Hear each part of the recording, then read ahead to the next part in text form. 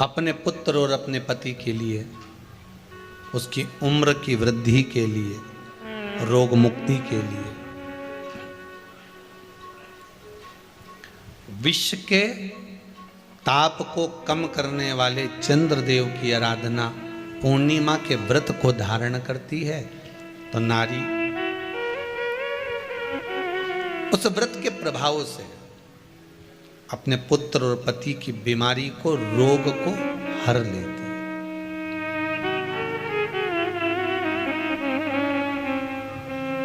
रोग का हरण कर लेती।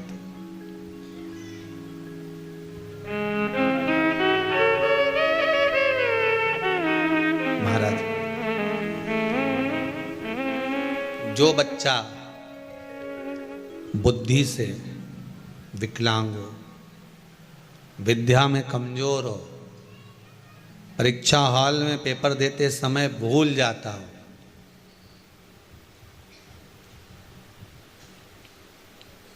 विवेक काम ना करता हो, तो निवेदन है किसी भी पूर्णिमा की रात्रि को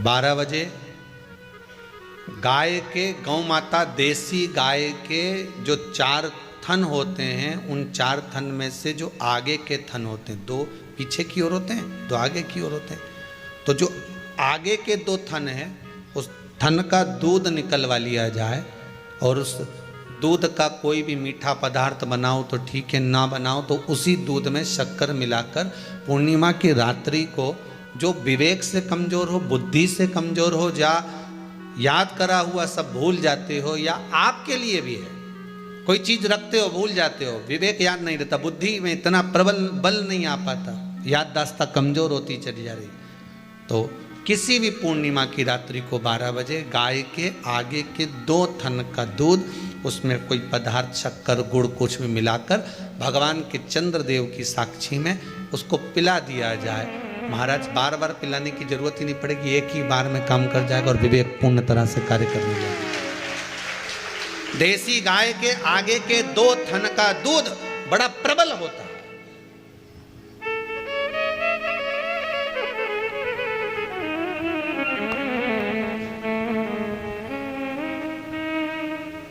पूर्णिमा की रात्रि को 12 बजे उसका प्रयोग किया जाए। आप उस दूध को निकाल लो शाम के समय, रात्रि के समय ग्वाले से कहकर, जिसके यहाँ पर देसी गाय हो वहां निकलवा कर उसको रखा जाए, उसका पान करा जाए। महाराज, रोग बीमारी में प्रबलता तो मां यशोदा जी जग कल्याण के लिए पूछ रही है, संपूर्ण विश्व के कल्याण के लिए।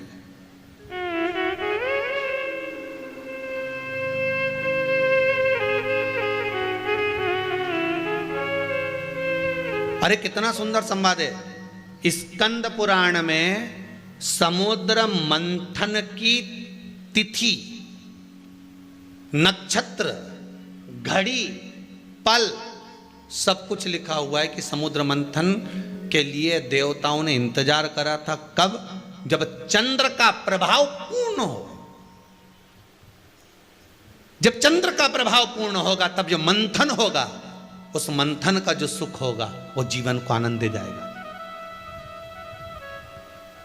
हो सकेगा तो कल की कथा में मंथन के लिए जो समय स्कंद पुराण में कहा गया कि ये समय में चंद्र प्रबल होगा, उस चंद्र की प्रबलता में मंथन का कार्य प्रारंभ करा जाए। देवता और राक्षस मिलकर मंथन करें। कल की कथा में वो पल, वो समय भी बताएंगे कि स्कंद पुराण में ये जगह पर ये चीज लिखी है। क्यों इंतजार कर रहे हैं कि चंद्र प्रबल हो तब हो? क्यों भीष्म पितामह इंतजार करते हैं कि सूर्य उत्तरायण हो तब जाऊं?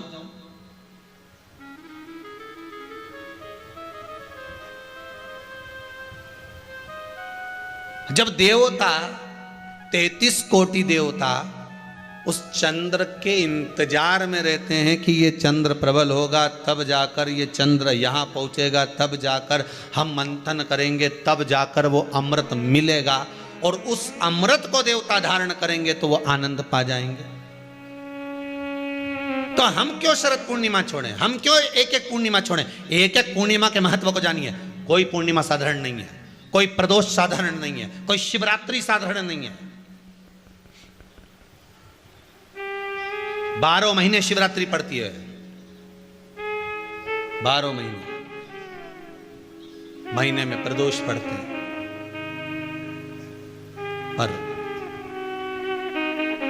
12 महीने पड़ते हैं, हम उसका महत्व ही नहीं जान पाते।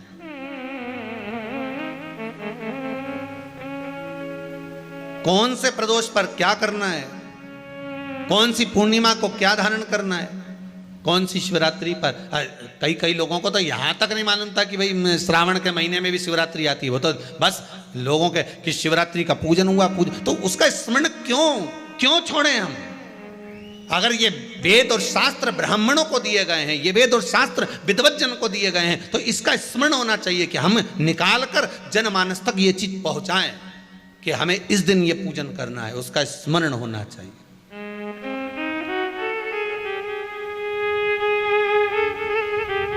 और वो सुख देने वाला।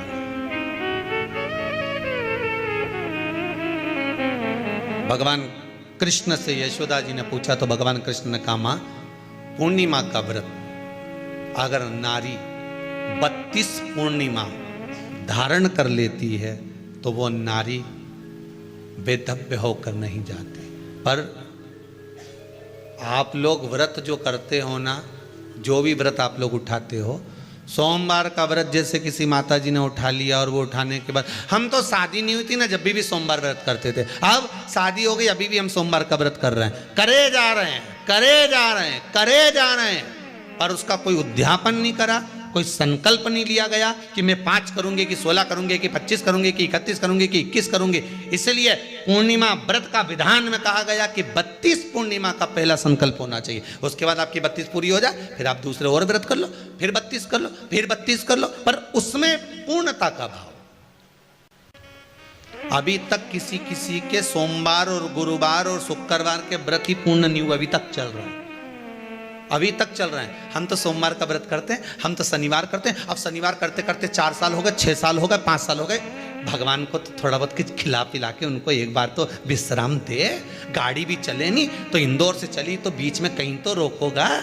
अरे बोलो तो सरी, इंदौर से चली 200 किलोमीटर दूर कि चलने, मैं सीहोर जा रही हूँ, कुबेरेश्वर धाम जा रही हूँ, तो 150 किलोमीटर दूर मेरे को इंदौर से जाना है, तो बीच में एक आध जगह तो चाय वाय पियोगे, गाड़ी के भी ठंडा करोगे। 600 किलोमीटर जाना है तो एक जगह तो गाड़ी रोकोगे कि मेरे को गाड़ी रोकना है, थोड़ी देर गाड़ी ठंडी हो जाएगी, गाड़ी में थोड़ा सा आराम लग जाएगा, अपने के भी आराम लग जाएगा, तो भगवान के भी तो थोड़ा बहुत आराम दो। तुम तो लगे सर सोमवार सोमवार सोमवार सोमवार सोमवार, मंगलवार मंगलवार, शनिवार शनिवार शनिवार, करते करते बचपन में भी करा, करते करते शादी भी हो गई, बच्चे भी हो गए, अभी तक करे जा रही। एक बार तो थोड़ी गाड़ी को रोक।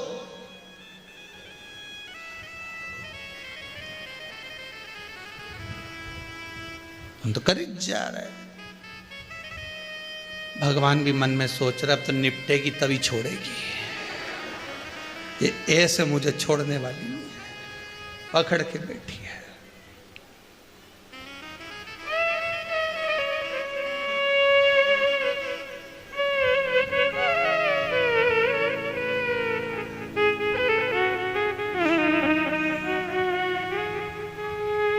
महाराज कोई भी व्रत आप करो, उस व्रत का एक संकल्प, एक नियम कि मैं इतने व्रत करूंगी, ये मेरा नियम। जैसे नवरात्रि के 9 दिन मैंने करे, व्रत धारण करे, 10वें दिन उसको छोड़ दिया।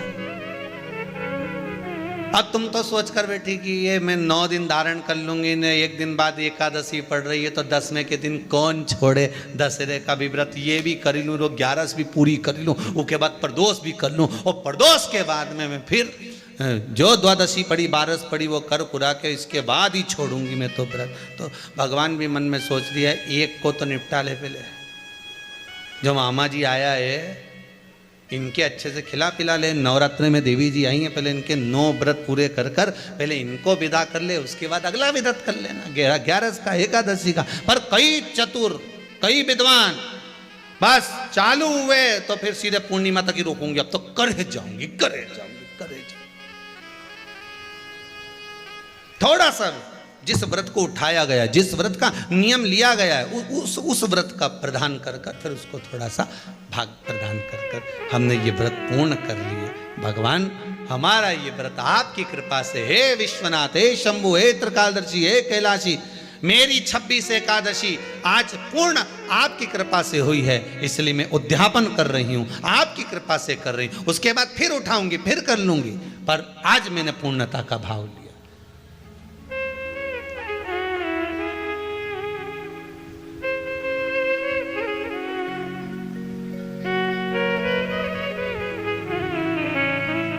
रोज मूंग की दाल रोटी, मूंग की दाल रोटी, मूंग की दाल रोटी, मूंग की दाल रोटी। एक आध दिन छोरा ही चिल्ला दे, एक आध दिन तो कोई तुअर की बना लो, अरहर की दाल बना लो। क्या मूंग की दाल बनाए मम्मी, क्या मम्मी?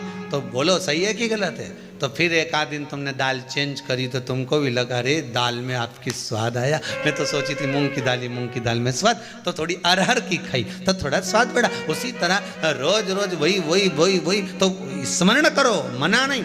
भजन में कोई कमी नहीं होना चाहिए, स्मरण में कोई कमी नहीं होना चाहिए। आप व्रत कर रहे हो, लगातार कर रहे हो, तो थोड़ा सा एक उद्यापन व्रत में जरूरी है। उद्यापन नहीं करो तो किसी विद्वान ब्राह्मण को घर में बुलाकर अभिषेक पूजन करा लो, उसको भोजन करा दो, दक्षिणादिक प्रदान कर उसको विदा कर दो, उसमें भी सुख का भाग, उसमें भी सुख का।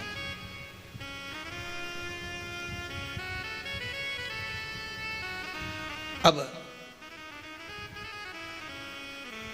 कितनी पूर्णिमा? जम के बोल दो, 32 पूर्णिमा। कौन कर रहे हैं? भगवान कृष्ण। किसको कर रहे हैं? माता यशोदा को। यशोदा मैया को कृष्ण ने जो कहा उस पर संशय खड़ा हो गया। जब संशय खड़ा होता है तो व्यक्ति पूछता है, तुम मां गए थे, तुम्हें कोई फायदा हुआ? संशय जब खड़ा होता है पूछा जाता, किसने ये व्रत धारण किया? तुम्हें कुछ मालूम है? किसका होता है ये व्रत? भगवान कृष्ण ने कहा ये शंकर और पार्वती का व्रत है। किसका व्रत है? शिव और पार्वती का। पूर्णिमा का व्रत शंकर और पार्वती का व्रत। तो कोई कहे कि ये तो भगवान कृष्ण का व्रत है, तो ये तो कृष्ण भगवान तो द्वापर में आए हैं, पर पूर्णिमा का व्रत तो स्वयं माता पार्वती जी ने भी धारण करा है। जिस समय पर कार्तिकेय महाराज को गंगा मैया प्रकट कर रही थी और तारकासुर का जब संहार करना था, तब माता पार्वती ने शंकर जी से पूछा था कि तारकासुर को मारने के लिए आपके पुत्र की जरूरत है, आपका पुत्र प्रकट कैसे होगा? क्योंकि आप तब साधना में लगे रहते हो। भगवान कहते हैं चिंता मत कर, तू एक काम कर, पूर्णिमा व्रत को धारण कर। मां पार्वती भी जिस व्रत को धारण करी है, तो कोई ये द्वापर का व्रत है क्या?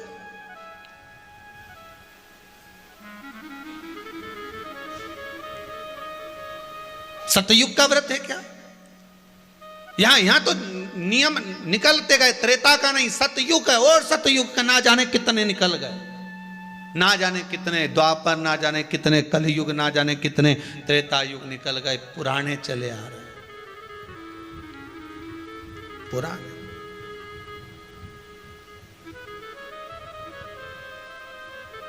Old is gold. कितना ही नया नया फैशन लियाओ, पर पुराना पुराना ही होता है। कितना ही लियाओ नया नया, कितना ही लेकर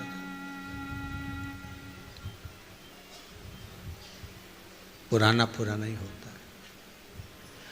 कितना ही बाल पे कलर कर लो, पर जड़ से जो निकलेगा वो तो सफेद ही है। बोलो सही है कि गलत है? सही है।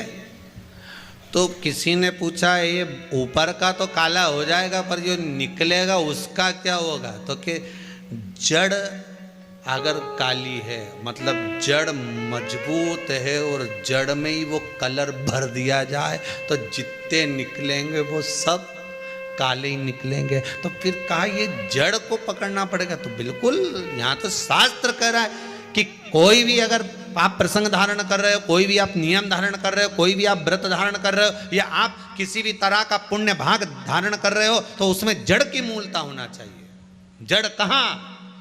केवल पूर्णिमा का व्रत कोई केवल द्वापर का नहीं है, केवल त्रेता का नहीं, ये तो सतयुग के भी आगे का निकलता, ना जाने कितने सतयुग, कितने त्रेता, कितने द्वापर हुए, तब से चला आ रहा।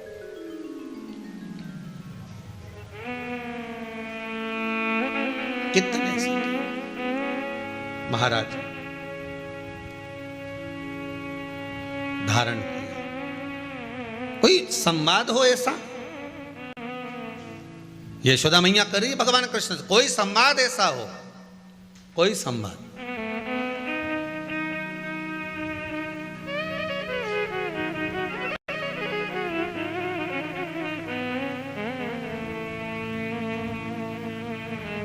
महाराज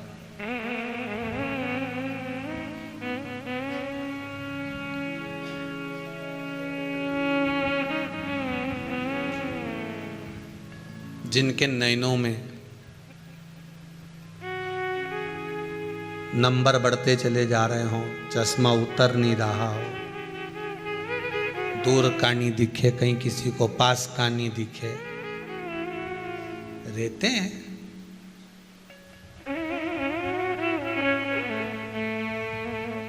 उसके लिए भी ये शरद पूर्णिमा के दिन तुलसी की जो डंडी होती है,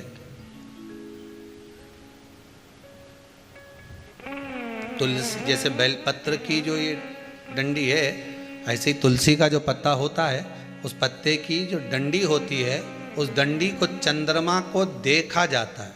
उस डंडी की जो कोर होती है, उस कोर को दृष्टि से मिलाया जाता है।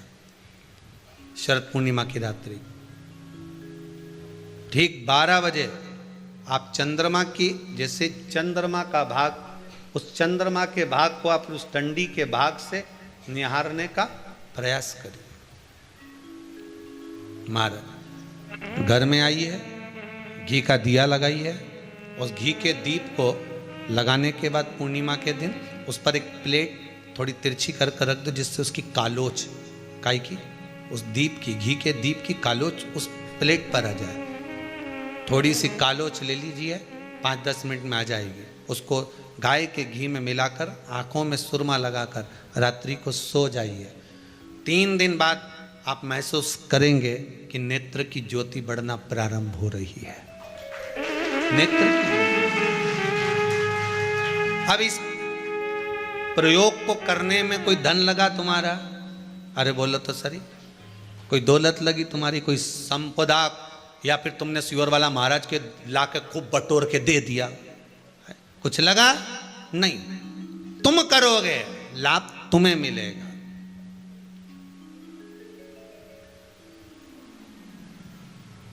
ये वो टच पावर नहीं है जैसे पूजन में चलता है ना, कि पूजन में पति पूजन कर रहा और पत्नी उसको टच करके बैठी हो, है मिल जाएगा।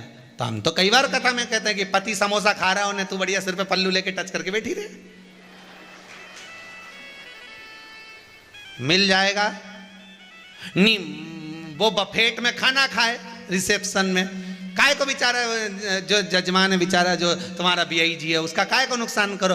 एक प्लेट उठा, क्योंकि आज के ज़माने में प्लेट ही महंगी है, 500 की एक चढ़ती होगी, कितने की चढ़ती होगी जो केटरिंग में देते हैं ना, 500-300 की एक। अब 300 का नुकसान, तो प्लेट एक उठा और पति जी में उन्हें तू सिर पे पल्लू लेके टच करके रहे ने, वो गुलाब जामुन खाए न स्वाद तुझे आए, वो इमरती खाए न मुंडा में जाए, न जलेबी खाए तो सीधे, न वो गोलगप्पा वो खाए न तुम्हारे मुंह में जाए, तो ऐसा होए? अरे बोलो तो सही। दवाई मरने के बाद खिलाई जाती है कि जीते जी खिलाई जाती है? हैं? जीते जी। और कोई कहे कि अब मर गया रे, अब इसको जरा डिस्पेरिन की गोली खिला दे, इसका सिर दुख रहा, इसका पेट दुख रहा होगा, इसको जरा कोई पुदीना की गोली खिला दे, दे जरा दे इसको खिला। दवाई जीते जी खिलाएं कि मरने के बाद खिलाएं?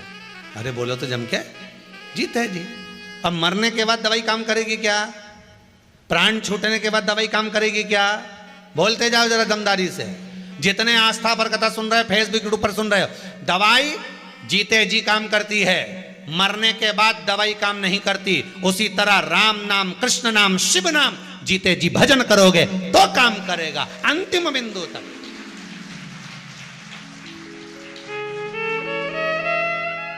मरने के बाद सोच रहे हैं मर गया, उसकी स्मृति में मैं सारे ब्राह्मणों का भोजन कराऊंगी। ऊपर जो गया वो सोच रहा है जिंदा था तो कभी गुलाब जामुन नहीं खिलाई, अकेली जाके चाउमीन खाई, मुझे नहीं खिलाई। जब कोई मर जाता है ना, उसकी खारी समेटने जाते हैं ना, वो तीसरे दिन शमशान में उसकी पसंद का सारा सामान ले जाते हैं। समोसा उसकी दुकान का लाना दादाजी की अच्छा लगता था, समोसा उसकी दुकान का, पोया उसकी दुकान का लाना। इमरती रख ली, हाँ दादाजी के हलवा अच्छा लगता था, रवा का बहू से के बना, रवे का हलवा बनाया। चलते चलते याद आ गई दादाजी तो धुनकते भी थे, और धुनकने का भी ले गए।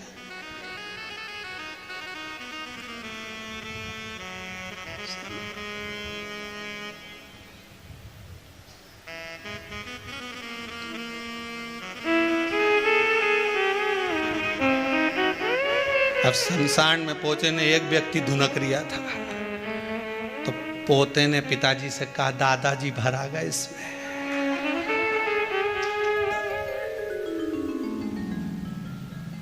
जिंदा था तब एक ने भी हलवा बना के नहीं खिलाया।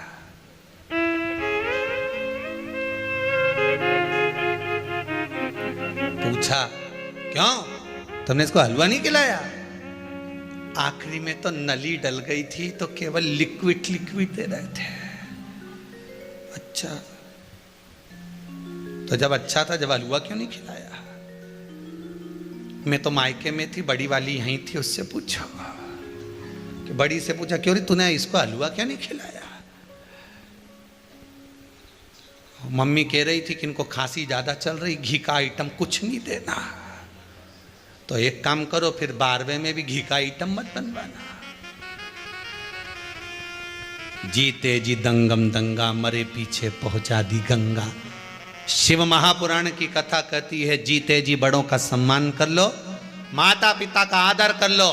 जीते जी माता पिता को जो खिला सकते हो प्रेम से खिला लो। मरने के बाद की कोई गारंटी नहीं। मरने के बाद दवाई काम करेगी? अरे बोलो तो सही, नहीं। अगर जिंदा था और दवाई देते तो हो सकता है थोड़ी उम्र और बढ़ जाती, श्वास और बढ़ जाती। मरने के बाद दिया तो कौन सा दिया? दान करना है जीते जी करो। कल कोई माता जी कर रही थी, गुरुजी कौन दिल्ली से आई थी शायद, गुरुदेव मुझे आजीवन भोजन भंडारे के सदस्य बनना है, 21,000 रुपये जमा करना है। तो हमने कहा वो काउंटर लगा है, कर लो, क्या दिक्कत है? पर मैं चाहती हूं कि मैं मेरे लिए आजीवन भोजन भंडारा करूं। तो हमने कहा करो। तो उनके पास में उनकी बहू खड़ी थी, उसने कहा मम्मी हमने तो सुना है कि स्मृति में होता है। तो उन्होंने कहा गुरुजी अभी तो मैं जिंदा हूं। तो फिर हमने कहा आपका जन्म की तारीख तो आपको याद होगी, जो करना है जीते जी करो।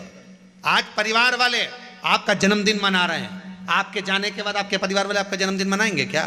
हैप्पी बर्थडे टू यू कहने ऊपर आएंगे क्या? कौन जन्मदिन मनाएगा? कौन कहेगा? कम से कम अपने हाथों से अगर सत्कर्म कर कर जाएंगे, थोड़ा बहुत कर गए, परिवार वाले भले याद ना रखें पर कुबेरेश्वर धाम की इस धरा पर पत्थर पे तो लिखा रहेगा। और आपके निमित्तार्थ लोग जीनते तो रहेंगे, आपके निमित्तार्थ जीनते तो रहेंगे। जीवन पर्यान है नहीं है, जीवन पर्यान जपते तो रहेंगे भजन, करते तो रहेंगे भजन। स्मरण करेंगे, जीते जी दवाई काम करेगी मरने के बाद। कन्हैया कह रहे हैं मां, एक कातिका नगरी थी, बड़ी सुंदर नगरी थी। उस कातिका नगरी में चंद्रहास नाम का राजा निवास करता था।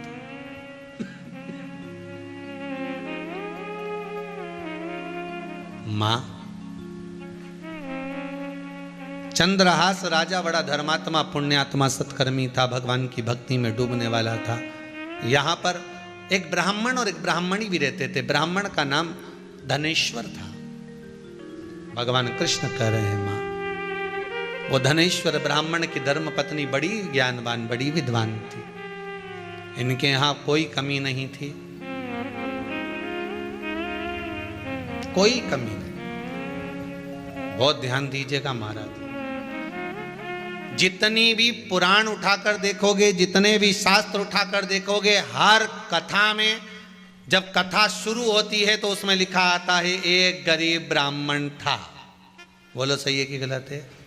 पर पूर्णिमा की कथा उठाकर देखोगे तो उसमें लिखा है धनेश्वर नाम का ब्राह्मण बड़ा धनपति था।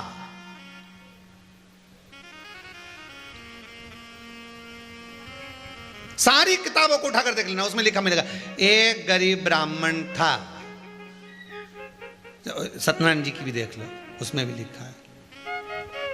जितनी पुस्तक उठाकर, उसमें आपको एक ही सुदामा जी का चरित्र देख लो, उसमें भी अगर कथाकार बोलते हैं, श्रीमद् भागवत में वर्णन करते हैं, गरीब सुदामा, सुदामा गरीब था। कहीं पर भी उठाकर देखो एक गरीब ब्राह्मण था। पर पूर्णिमा की कथा को उठाकर देखोगे तो उसमें नहीं लिखा कि गरीब ब्राह्मण था। उसमें लिखा है धनेश्वर नाम का ब्राह्मण जो सारी संपदावान था, उसके पास में कोई कमी नहीं थी। उसमें किसी तरह की कोई कमी नहीं, उसमें कोई कमी है ही नहीं उसके पास में। और जो कहते हैं ना कि ब्राह्मण गरीब था, उनको कहना बंद कर देना चाहिए। ब्राह्मण जैसा दुनिया में कोई सेठ नहीं हो सकता, कोई साहूकार नहीं हो सकता। ब्राह्मण कभी गरीब नहीं था और ना कभी ब्राह्मण गरीब है। ब्राह्मण के पास में अगर वेद और पुराण है, ब्राह्मण के पास में सत्य रूपी वाणी है, ब्राह्मण के पास में अगर शंकर और नारायण है, तो लक्ष्मी तो ब्राह्मण के पास दौड़ कर आती है। ब्राह्मण कभी गरीब नहीं हो सकता। ये कहने वालों को बंद कर देना चाहिए कि गरीब ब्राह्मण था। गरीब ब्राह्मण नहीं, उसके पास में वेद और पुराण है। जिसके पास में तिजोरी खुद हो, वो गरीब कहां से हो सकता है? हाँ, ब्राह्मण जैसा सेठ नहीं हो सकता जो अपनी तिजोरी का माल रोज लुटाता है। रोज शास्त्र पुराण वेद पढ़ पढ़ के लोगों को लुटा रहा है। लो ग्रहण करो, लो धनपति तुम बनो। ब्राह्मण गरीब नहीं होता।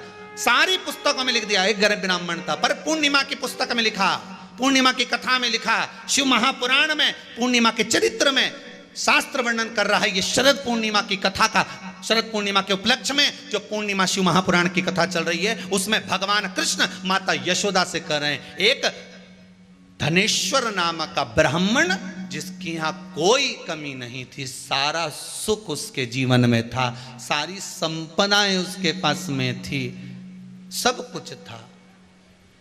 एक दिन राजा चंद्रहास ने धनेश्वर को बुलाया।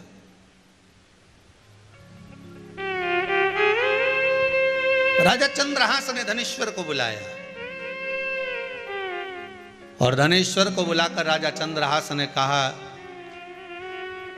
तुम्हारे यहां बहुत संपदा सुख सब कुछ है, इसके बाद भी आपकी धर्म पत्नी और आपका चेहरा उतरा हुआ रहता है, कारण क्या है? राजा चंद्रहास भी धर्मात्मा है और धनेश्वर भी धर्मात्मा। धर्मात्मा का मतलब जानते हो आप लोग? जो धर्म के पथ पर चले, जिसकी आत्मा धर्ममय हो, किसी को दुख नहीं देना, किसी को कष्ट नहीं देना, अपने भजन के चक्कर में अगर दूसरा दुखी हो रहा है तो वो दुख नहीं।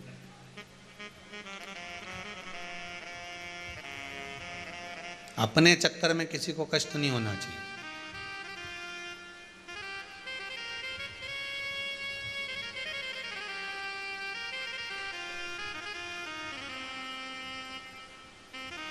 मंदिर में पूजन करने गए, नारियल फोड़ के अंदर का भाग निकाल कर जो गड़ने वाली नट्टियां होती हैं ना, जो नारियल के ऊपर की खोल होती है, नट्टी उसको बोलते हैं, नट्टी वो रास्ते में पटकिया है।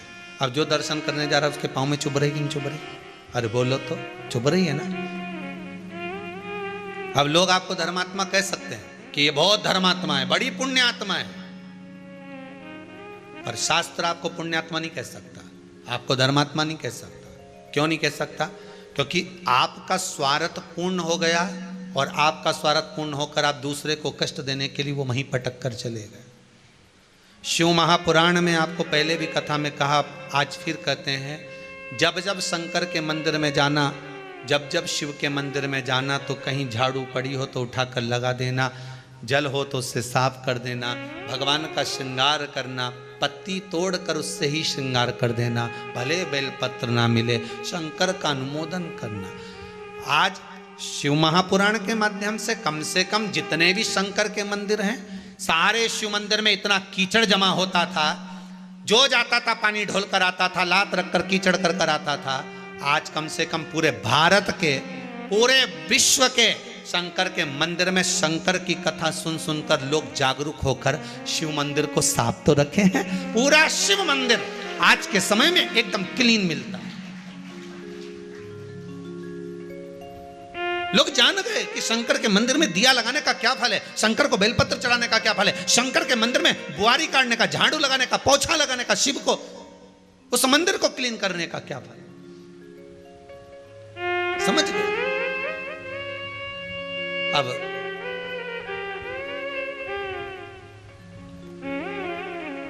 महाराज नयन जल था,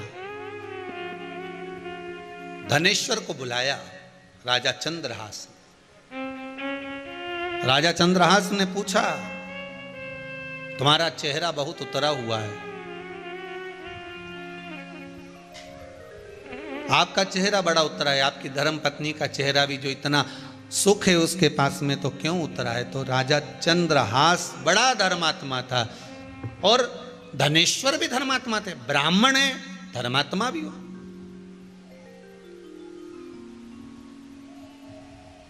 बड़े धर्मात्मा थे। क्या बात है, आपका चेहरा उतरा हुआ है? प्रभु कारण केवल एक है, सारा सुख भगवान ने दिया, संपदा भी दी, दौलत भी दी, सत्ता भी दी, सारा वैभव हमको दिया है, पर भगवान ने गोदी में संतान नहीं दी है, गोदी में संतान नहीं दी।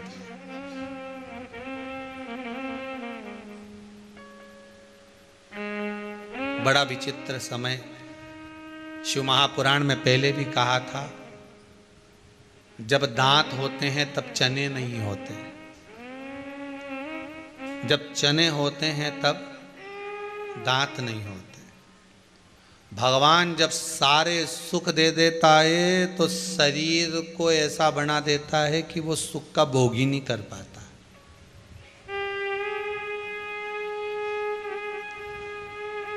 जब सारा धन घर में आ गया, संपदा घर में आ गई, सुख आ गया, सोचा था अब मैं बद्रीनाथ जाऊंगी, मेरा मनोकामना पूरी हो गई, मैं केदारनाथ जाऊंगी, अब मेरे पास में पैसा आ गया, अब मेरा बेटा मुझे ले जा सकता है, अब मेरे घर में गाड़ी आ गई, अब मेरे घर में बंगला आ गया, सब कुछ हो गया, मेरी बहू आ गई, पोता पोती हो गया, अब मैं फ्री हो गई, कुबेरेश्वर धाम जाऊंगी, कथा सुनूंगी।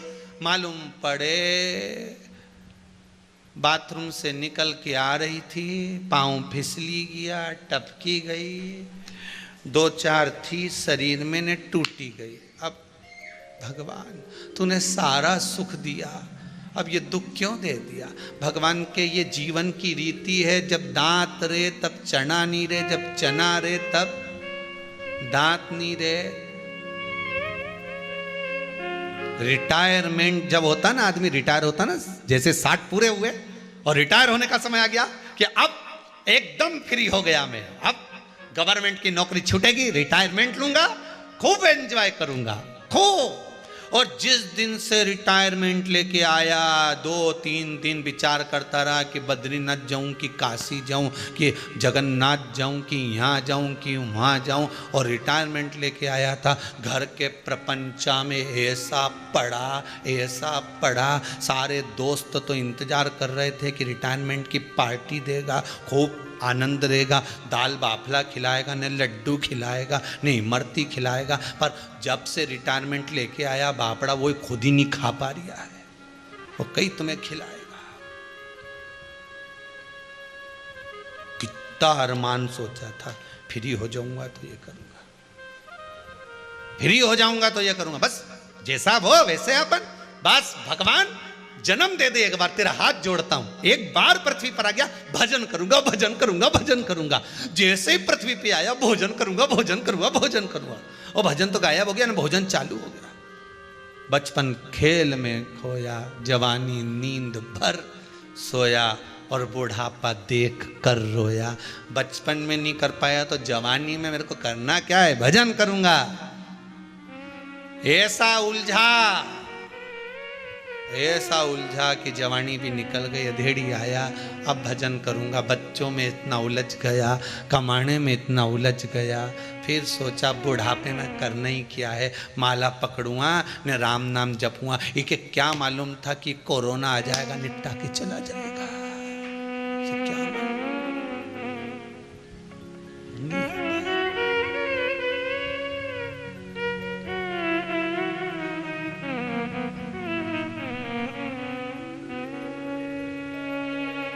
किसको मालूम? इसलिए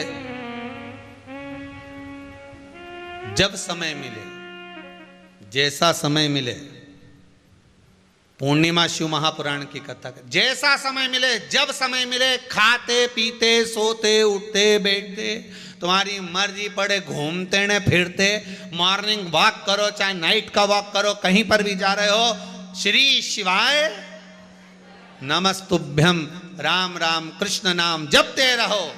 क्या भरोसा, आज है कल नहीं।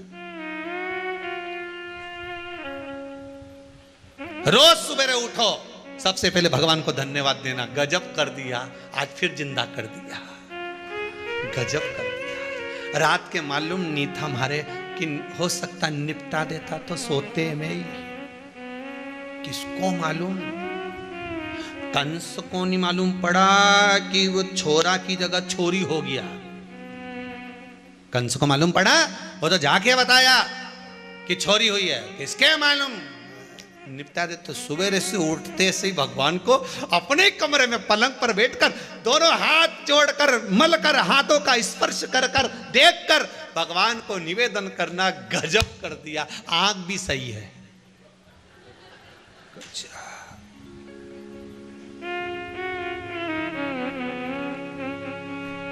भगवान बड़ा गजब कर रहा है।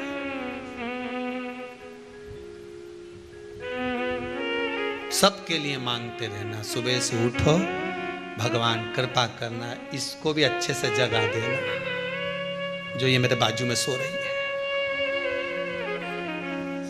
अगर ये निपट नुपटी गई तो रोटी कौन बनाएगा, इसको उठा दो। मेरी माता जी के भी अच्छा रखना, मेरे पापा जी की भी अच्छा रखना। मम्मी अच्छी नहीं रहेगी तो इससे झगड़ा कौन करेगा, प्रभु सबके अच्छी रखे। भगवान सुबह से उठो ना, भगवान को धन्यवाद दो, तूने जगा दिया, आज फिर जीवित कर दिया, मुझे विश्वास ही नहीं था।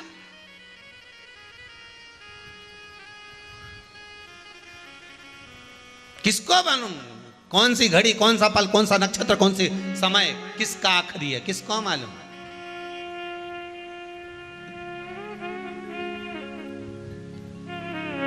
भगवान से भी कहना, भगवान धन ऐसा देना, साधु इतना दीजिए जामे कुटुंब समाय, मैं भी भूखा ना रहूं साधु भूखा ना जाए। इससे ज्यादा मत देना, क्योंकि मेरे चक्कर में दूसरे की नींद उड़ जाएगी। अगर तूने मुझे धन ज़्यादा दिया तो वो चोरों की नींद उड़ जाएगी। मैं नहीं चाहता कि मेरे चक्कर में बेचारे रात भर जागे, इसलिए मेरे चक्कर में मैं किसी को दुख दूं ये अच्छी बात नहीं है। तो चोरों को अच्छे से सोन दो, मुझे उतना दो जितना मुझे जरूरत हो, नहीं चाहिए।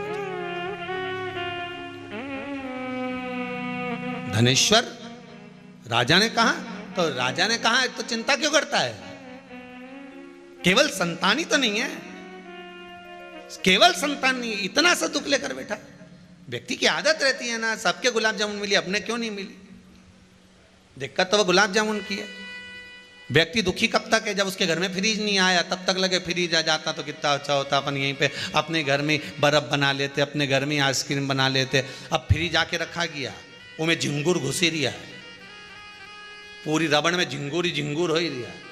और नहीं था फ्रिज तो क्या फ्रिज नहीं है, वॉशिंग मशीन नहीं है तो वॉशिंग मशीन नहीं। अपने को जब तक वो वस्तु नहीं मिल जाती तब तक अपन को लगता बहुत वो कब आएगी, वो कब आएगा, वो कब मिलेगा, वो फ्रिज कब आएगा, एसी कब लगेगा, ये सामान कब आएगा। जब तक नहीं आता तब तक घबराहट होती है, और जब वो मिल गया घबराहट गई। इसीलिए तो भगवान नहीं मिलता। भगवान कहता है एक बार अगर मैं मिल गया नहीं तो इसकी घबराहट समाप्त हो जाएगी, और मैं नहीं मिलूंगा तो रोज भुलाएगी तो सरी, रोज भुलाएगी। आतारी जोजी भोलानाथ मेरी कुटिया में आतोरी जोजी।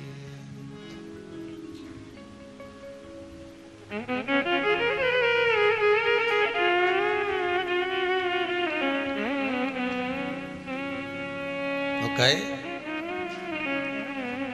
भोला आया करो मारे घर सब राजी।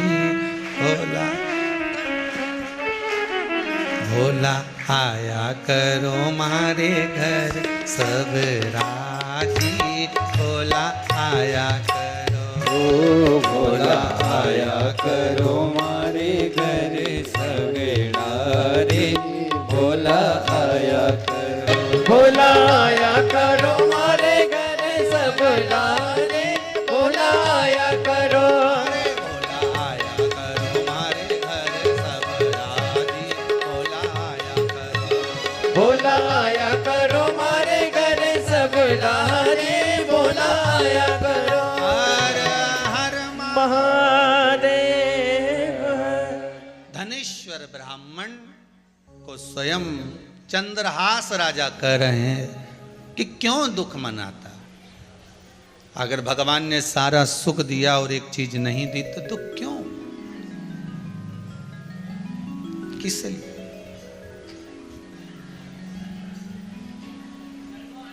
फिर दुख की क्या बात है उसमें? किस लिए दुख मनाना? ठीक है, भान आया राजा की चित्तवृत्ति के शब्द। धनेश्वर को तो भागे पर ब्राह्मण की पत्नी को ठीक ना लगे। ब्राह्मण की पत्नी ने, धनेश्वर की पत्नी ने कहा संतान का सुख हो तो बात है। राजा चंद्रहास ने कहा भगवान जब देगा तो देगा जरूर, आप चिंता ना करिए। समय आया, एक दिन उसी कातिका नगरी में एक संत आ गए। एक बात पहले भी कही, आज फिर कहते हैं, कोई सदगुरु, कोई संत, कोई साधु, कोई तपस्वी, कोई साधक बड़ी मुश्किल से मिलते हैं। अगर कहीं का असली संत जीवन में मिल जाए तो महाराज वो जीवन को संवार देता है। और अगर कहीं का नकली मिल गया तो जीवन को बिगाड़ देता है।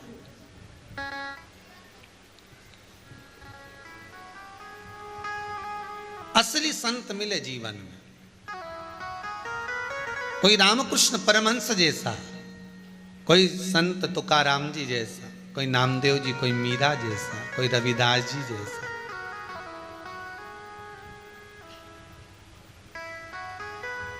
कोई श्रीमद् वल्लभाचार्य जी जैसा, कोई रामानुजाचार्य जी जैसा, कोई संत साधु ऐसा मिल जाए जो हमको जगा दे। एक संत जा रहे थे, वहीं से धनेश्वर निकलकर जा रहा था। धनेश्वर ने पूछ लिया, महाराज 8 दिन से मैं आपको देख रहा हूं, आप हमारी नगरी में से भिक्षा मांगते हो, सारे नगर से आप भिक्षा मांगते हो, पर मेरे दरवाजे पर भिक्षा मांगने नहीं आते हो। कितनी बड़ी बात है, जरा ध्यान दीजिएगा। धनेश्वर कह रहा है, एक ब्राह्मण धनेश्वर कह रहा है कि आप सब जगह से भिक्षा मांगते हो, पर मेरे दरवाजे पर भिक्षा मांगने नहीं आते। और एक हमारी सोच देखिए, विचार देखिए, अच्छा है ये भिखारी मेरे यहां नहीं आए, बाजू में से पैसा ले ले, उधर से ले ले, पर हमारे यहां नहीं आए। गणेश जी बिठाते हैं बच्चे लोग तो चंदा लेने आ जाते हैं। कई लोगों के मन में आता है ये इधर उधर से ले ले, अच्छा है, जैसे ही वो आने का रहता है तो ये अंदर पानी पीने चले जाता है। पर धन्य है रे धनेश्वर ब्राह्मण, धन्य है तू। पूर्णिमा की कथा कर रही है, धन्य है तू। धनेश्वर ब्राह्मण कह रहा है संत से, एक सन्यासी से, एक तपस्वी से। आप सबके यहां से भिक्षा लेते हो, सबके यहां से अन्न भाग ग्रहण करते हो और जाकर नदी के तट पर बैठकर खा लेते हो, तो मेरे दरवाजे पर भिक्षा मांगने क्यों नहीं आते, मेरे दरवाजे पर क्यों नहीं पहुंचते? धनेश्वर के शब्द सुने तो संत ने कहा, भाई बात इतनी सी है कि मैं तेरे यहां से भिक्षा कैसे लूं, क्योंकि जैसे लक्ष्मी अपूर्ण थी ऐसी ही तू भी तो अपूर्ण है, तेरी धर्म पत्नी भी अपूर्ण है। मैं तुम्हारे यहां से भिक्षा कैसे ले सकता हूं? मैं तुम्हारे यहां से भिक्षा लेकर पा नहीं सकता। अब जिसने ये मार्ग बताया है, चतुर धनेश्वर ने विचार कर लिया, क्यों ना इसी के चरण पकड़ लिए जाए। अगर ये कह रहा है कि हम अपूर्ण हैं, हमारी पत्नी अपूर्ण है, हमारे यहाँ संतान नहीं है, तो हम क्यों ना इनके चरण पकड़ें। और धनेश्वर ने चरण पकड़ लिए संत के। महाराज अब तो आप बताओ कि हम पूर्ण कैसे होंगे, हमारे दरवाजे से आप भिक्षा कब लोगे? जब तुम्हारे यहाँ संतान होगी। तो संतान कौन देगा?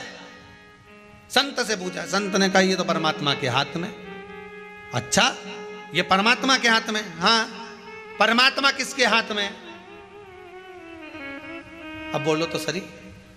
तो कहा संत साधु ब्राह्मण भजन करने वाला भक्त भगवंत भगवान भक्त के हाथ में।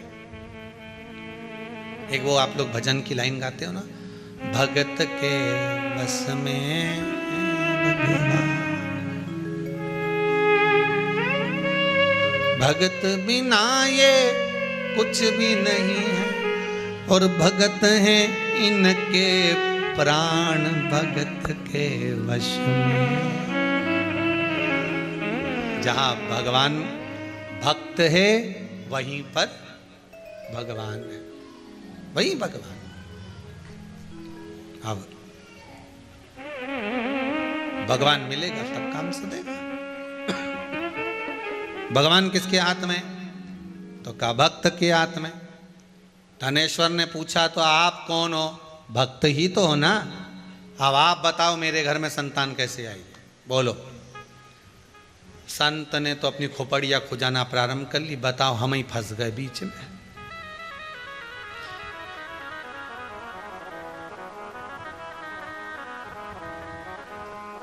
जो अक्ल देता है ना, मंदिर में ऐसी आ गए, हाँ कपूर नहीं लाए, भूल गए। कपूर तो होना जरूरी है। अच्छा, काय से आए हो? पैदल। अब जिसने कहा पैदल, उसी ने पूछ लिया तुम काय से आए हो? मोटरसाइकिल से। ये पकड़ो 10 रुपए, कपूर लेके आ। अब उसी ने अकल दी थी, कपूर नीला है, और लेने भी कौन जा रहा है? वही। इसने कह दिया हम तो पैदल आए। अब वो 10 रुपए का कपूर लेने का 50 रुपए खर्च करे, सीहोर तक गया, कुबेरेश्वर धाम से 10 किलोमीटर दूर। अब इतना डीजल पेट्रोल जल गया। अब आते से ही वो बोला, मन में सोच लिया हनुमान जी के मंदिर में जो भी आएगा कभी नहीं बताऊंगा कि तुम ये चीज नहीं लाए, तुम तो जुलान चढ़ा जाओ। दादा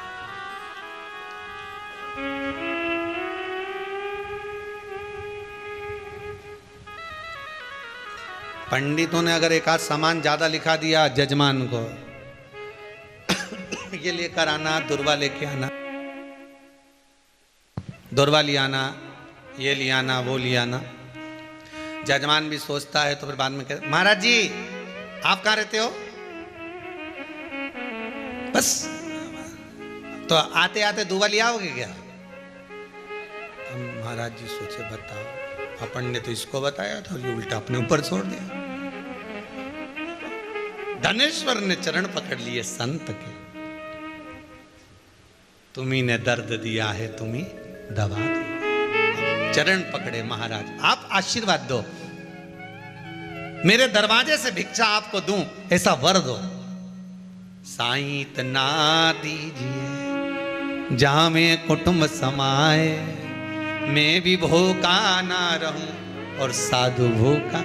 आप मेरे दरवाजे से भिक्षा लेकर जाओ, ऐसा वर दो। तो वर तो जब मिले सब तुम्हारे यहाँ संतान हो, संतान कौन देगा? भगवान। भगवान किसके हाथ में? संत के हाथ में। तो संत बताए कि संतान कैसे होगी। चरण पकड़ लिए, छोड़े ही नहीं, जम के पकड़ा, छोड़े ही नहीं।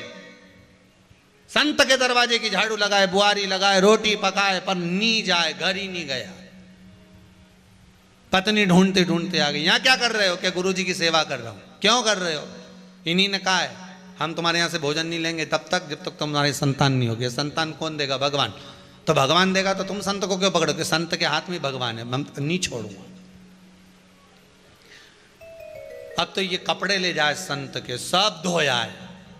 आज गुरुजी जो कपड़े पहनने वाले थे वो भी धो के टांग दिए। अब गुरुजी माथा ठोक रही, एक तो छोड़ देता।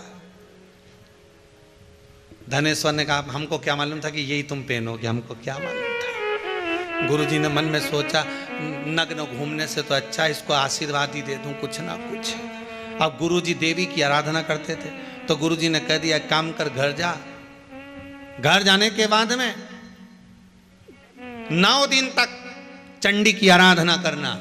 चंडी तेरे स्वप्न में आकर बोल कर जाएगी, जो बताए वो कर लेना, जा।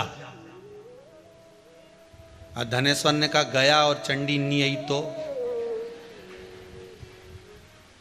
संत के आ जाएगी। कपड़े नहीं पहनने से तो अच्छा है दादा, मैं निवेदन कर दूंगा कि तू सपने में पहुंच जाना। ये गया, 9 दिन देवी की आराधना करी। माता ने 9वें दिन आकर दर्शन दे दिए। सुन ब्राह्मण, घर से 3 घर छोड़कर तेरे दरवाजे पर एक आम का पेड़ है। 3 दरवाजे छोड़कर एक आम का पेड़ है। उस आम के पेड़ में 21वें दिन एक आम लगा मिलेगा। उस आम को तुझे तोड़ना है। तोड़ने के बाद उस आम को तेरी धर्म पत्नी को खिलाना है। तेरी पत्नी का गर्भ ठेर जाएगा। पर सुन ब्राह्मण, तेरा बालक मात्र 16 वर्ष तक जीवित रहेगा। 16वां वर्ष का जन्मदिन उसका मनेगा। 1 दिन पूर्ण होंगे 24 घंटे और तेरा बेटा मर जाएगा। मां उसको बचाने का कोई प्रयास। चंडी देवी ने कहा उसी संत को पकड़ ले, उसी को पकड़ ले।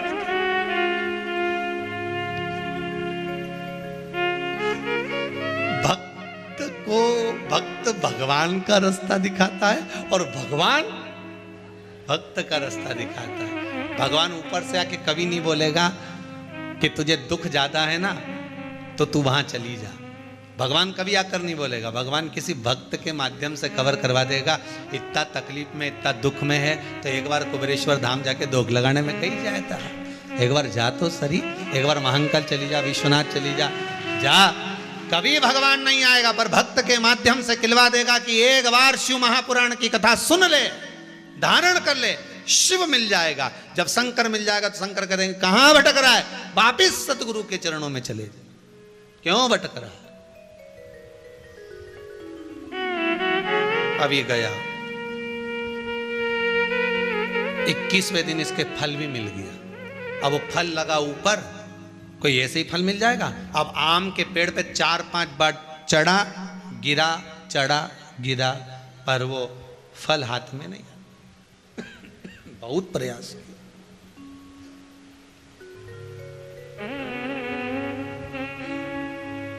चढ़ा ऊपर गिरा, बार बार चढ़ रहा है, बार बार गिर रहा है। अब इसके मन में आया, क्या पता फल तो एक ही लगा है, एक ही फल लगा है, पर मैं चढ़ रहा हूं, उतर रहा हूं, बार बार गिर रहा हूं, फल हाथ में नहीं आ रहा। महाराज, शिव महापुराण की कथा कहती है, कर्म करे जाओ, करे जाओ, करे जाओ, फल तो परमात्मा हाथ में लाकर दे ही देगा। कर्म से पीछा नहीं। आज के जमाने में व्यक्ति करना कुछ नहीं चाहता, कुछ नहीं करना चाहता। ओके, तो कहीं का गड़ा हुआ अंडा मिल जाए या कहीं से धन भभूति छोड़ते से ही प्रकट हो जाए, अलादीन का चिराग घिसो।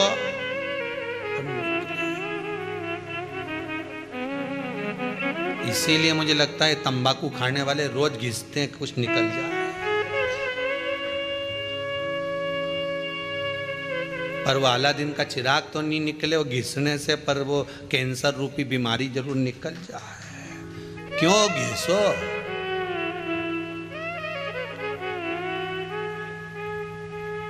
क्यों घिसो? प्रकट हो।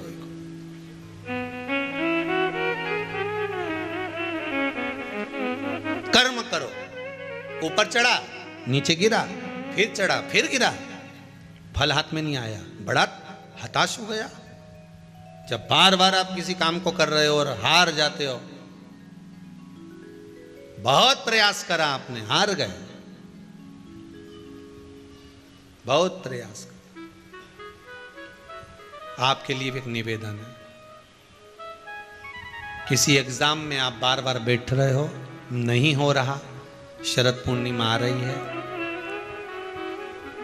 मात्र 7 चावल के दाने लीजिए, उसको केसर के इत्र में, केसर के इत्र में उसको भिंगा लीजिए, या कोई भी इत्र जो तुम्हारे घर में हो, उस 7 दाने चावल के जो तुम्हारे घर में इत्र हो उसमें भिंगा लीजिए। एक सफेद पुष्प हाथ में रखो। पूर्णिमा की रात्रि को शिव मंदिर खुला हो तो शिव मंदिर में चढ़ा दो, नहीं खुला हो तो बेलपत्री के वृक्ष के नीचे अपनी कामना कर कर चंद्रमा को देखकर छोड़ दीजिए। 25 बार आपने प्रैक्टिकल करा, 25 बार आपने सीए का एग्जाम दे दिया, इसका एग्जाम दे दिया, उसका एग्जाम दे दिया, इंटरव्यू दे दिया, नहीं हो रहा, एक बार कर कर देखो। और एक बार करने के बाद में पूर्णिमा तक का, अगली पूर्णिमा का इंतजार करो, बाबा चाहेगा तो आपके कार्य सफल कर ही देगा। तो कुबेरेश्वर मेरा शिव, मेरा ओघड़ी, मेरा दयालु दातार करुणा कर ही देगा। करना उसी को है जो इंटरव्यू दे रहा है, जो परीक्षा दे रहा है। नहीं तो मालूम पड़े बेटी इंटरव्यू दे रही और माँ चढ़ाने चली गई, बेटा चढ़ाने चले जाए, नहीं, जो चाहता है कि मेरा ये काम होना है वही चढ़ा। शरद पूर्णिमा करिए, शिव की आराधना, शंकर की महाराज। शंभु शरणे पड़ी, मांगू घड़ी रे घड़ी, दुख काटो, दया करी न दर्शन। भगवान सबके दुख काटे, शिव मेरा ओघड़दानी। जिस विश्वास से आप शिव महापुराण की कथा को श्रवण कर रहे हैं, भले मोबाइल पर सुन रहे हो, फेसबुक यूट्यूब पर श्रवण कर रहे हो, आस्था चैनल पर सुन रहे हो, पर आपकी कामना शंकर पूर्ण करे। और जो जो कामना लेकर बैठे हो, मैं तो भगवान से विनय करूंगा, हे भगवान, शरद पूर्णिमा की यह कथा अवस्थी परिवार भोपाल और गुप्ता परिवार छत्तीसगढ़ के द्वारा जो संपूर्ण विश्व श्रवण कर रहा है, बाबा ऐसी कृपा करना, ऐसा वैभव जितने श्रोता हैं इनको भी इतना धन देना कि आने वाले समय में अगली शरद पूर्णिमा की कथा ये भी कराएं। ऐसी कृपा इन पर कर, खूब दे, तू देते रहे और ये सत्कर्म करते रहे। जैसे अवस्थी परिवार, गुप्ता परिवार भाव लेकर कथा करा रहा, ऐसा ही आप भी करा रहे। बाबा ऐसी करुणा, ऐसी कृपा करे। शंभु शरणे पड़ी मांगू घड़ी रे घड़ी, दुख काटो दया करी ने दर्शन आपो। बाबा सारे दुख काट दे, सारे दुख। महाराज धनेश्वर चढ़ रहा है, गिर रहा है, दुनिया है। एक बार अगर पास नहीं हुए तो ये जरूरी है कि हताश होकर बैठ जाओगे। एक बार आगे बढ़े हो सकता है नहीं हुआ होगा, हारना मत ही। हारिए ना हिम्मत, बिसारिए ना आराम, करे जाओ अपना काम। कर्म करते रहो, करते रहो, और बाबा से विनय भी करते रहो। आस का दीपक बाबा बुझने ना दे,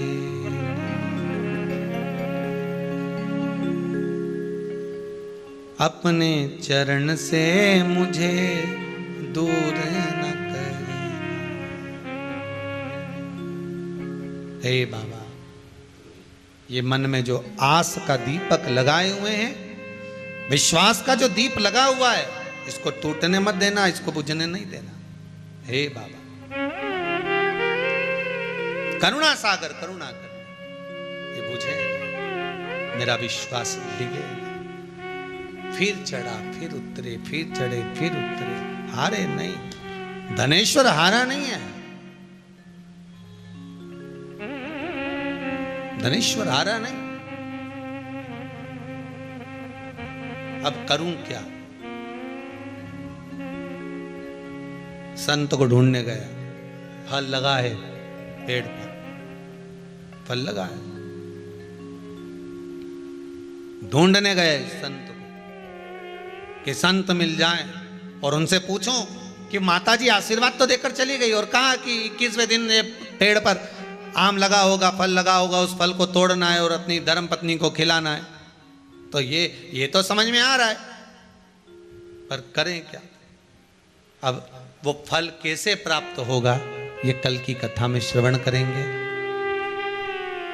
धनेश्वर को वो फल कैसे मिलेगा, ये कल की कथा में श्रवण करेंगे। भगवान शिव महापुराण की कथा के अंतर्गत भगवान ब्रह्मा को जो अर्धनारीश्वर स्वरूप का दर्शन भगवान शंकर ने दिया है, उस दर्शन का, झांकी का दर्शन अपन यहाँ कर रहे हैं। अर्धनारीश्वर भगवान पधार रहे हैं, उनका दर्शन करेंगे।